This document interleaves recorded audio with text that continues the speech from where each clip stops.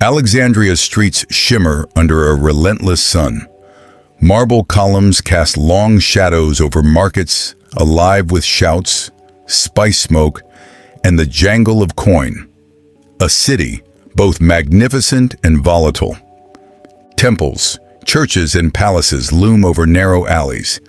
The smell of incense mingles with sea salt from the harbor. Here, beauty hides a constant undertone of fear and sudden violence. It is 415 AD. Alexandria is a city in transformation. Once the beacon of Greek learning, it is now caught between its pagan past and a fervent new Christian future that brooks no rivals. At the center of this fragile balance rides Hypatia, scholar, philosopher, mathematician. Her mind is a treasure, her influence unmatched. Today, her chariot takes her into mortal danger. The crowd ahead swells, faces twisted by anger. "Sorceress!" they cry. Rough hands pull her down. She is dragged toward the Caesareum, a building heavy with the weight of shifting faiths. Once a temple to Roman emperors, now a Christian church. The Caesareum's stones have seen gods rise and fall. Today, they will see the destruction of one of the greatest minds in history. Her robes are torn. The cold floor bites at her bare skin. The mob's weapons are not swords but jagged pottery shards, cheap, brutal, and perfect for their cruel purpose. They strike, slash, and flay. Skin and blood meet cold stone. Prayers curdle into screams. The mob's fury is blind, each blow meant to erase not just a life, but a legacy. Her body is torn apart. The remains are carried through the streets, jeered at, then burned at Cineron. A final insult, a belief that fire could cleanse the evil of her intellect. This murder was no random act. It was the culmination of years of political rivalry, religious zeal, and whispered lies. To understand it, we must walk back through Alexandria's troubled heart.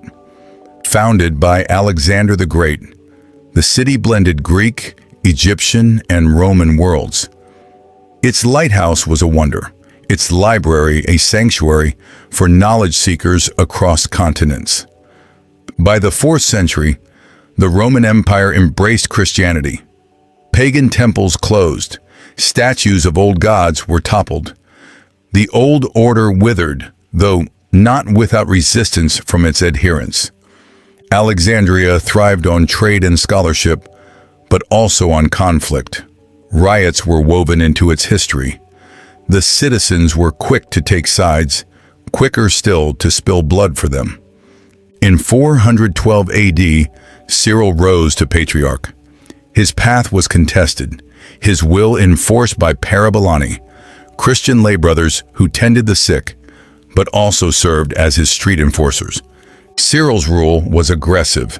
In 414, after tensions with Alexandria's Jewish community, he expelled them, seizing synagogues.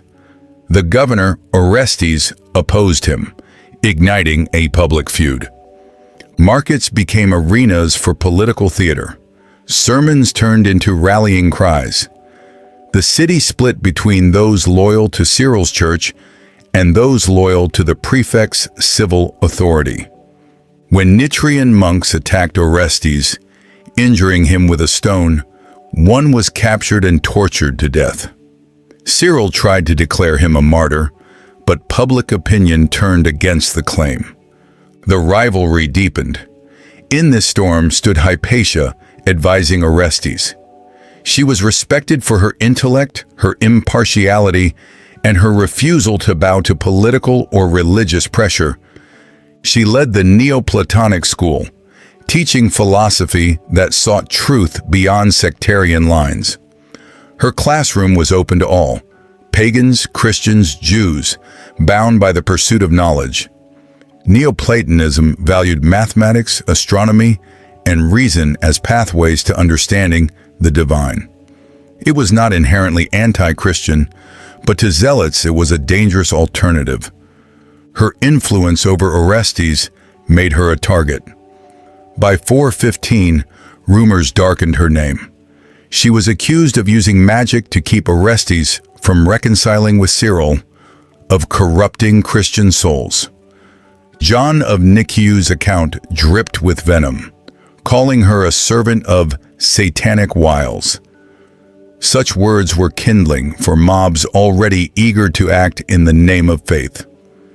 Whether Cyril directed it or not, his circle's hostility made her death inevitable.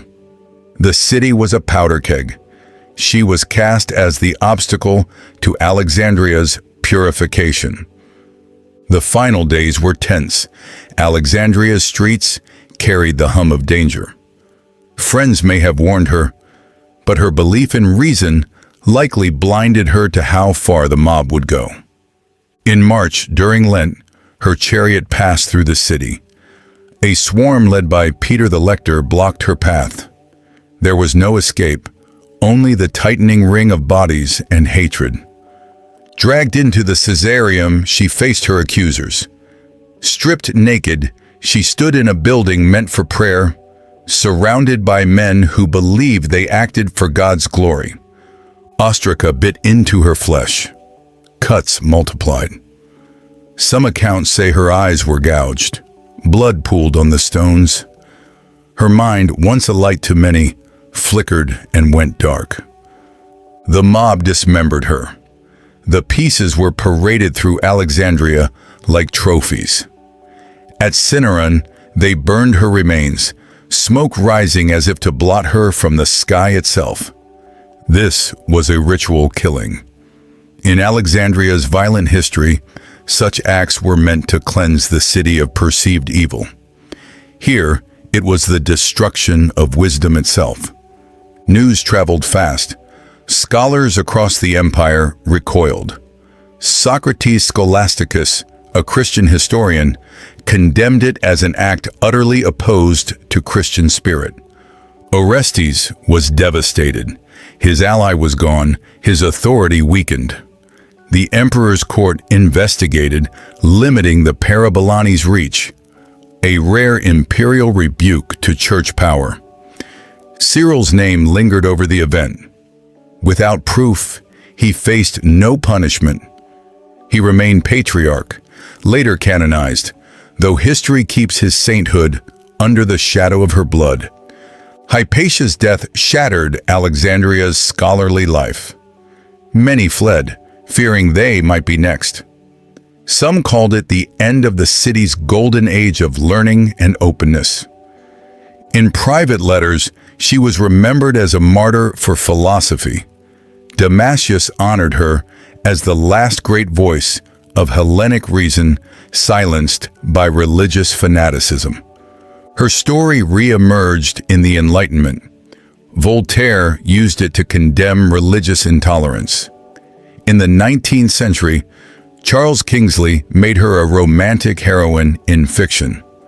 Artists painted her as young and beautiful, surrounded by a furious mob. These images, though fanciful, made her a lasting icon of reason destroyed by ignorance. Today, her name graces statues, craters, and academic journals. The modern Library of Alexandria honors her with a statue, a nod to the city's most famous scholar. Her killers failed. The flames that consumed her body could not touch her ideas. Her legacy still burns, a warning against the blindness of fanaticism. Hypatia's murder is more than history. It is a mirror held to every age. Will we protect truth, or let it be silenced again beneath the roar of the mob?